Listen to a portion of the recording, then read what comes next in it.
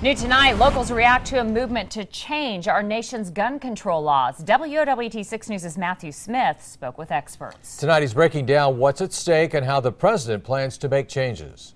Shooter ready. On a chilly afternoon, 88 Tactical's Devin Crinklaw talks gun safety. The closer I get to him, the more I want to retain it nice and tight. All his students' eyes are on him, just as in Washington. All eyes are on President Barack Obama. The president plans to meet with his Attorney General Monday to talk about an executive order in relation to gun control. Fire! Those who are gun advocates have a variety of reasons for wanting to own their guns. One, recreation, but one more, personal protection. It's the intent behind it and the person that's operating that particular object that makes it bad or makes it dangerous. Which is why what's ahead is of concern to those who support gun rights. Details on the president's plans are unclear.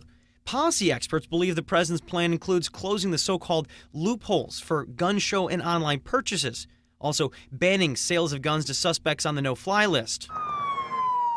So as San Bernardino joined a long list of cities to be hit by gun violence under the president's watch, he said the change begins with his discussions this week, something he noted during his weekly address. We know we can't stop every act of violence, but what if we tried to stop even one? Eyes and ears.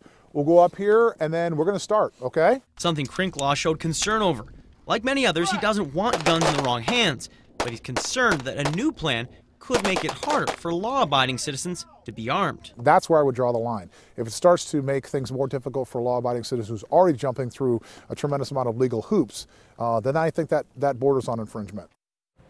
Certainly a lot of people asking what could become of tomorrow's meeting. Now, we don't know specifics of what the president's plan is, but we do know it could be revealed as quickly as Thursday because we know that is when he has a town hall meeting scheduled. Yeah, Matt, as you mentioned, all eyes are on the president. What about on the campaign trail? What are the candidates saying? John Mallory, that's actually the interesting part. A lot of people are already commenting on this. A lot of Republicans coming out against it.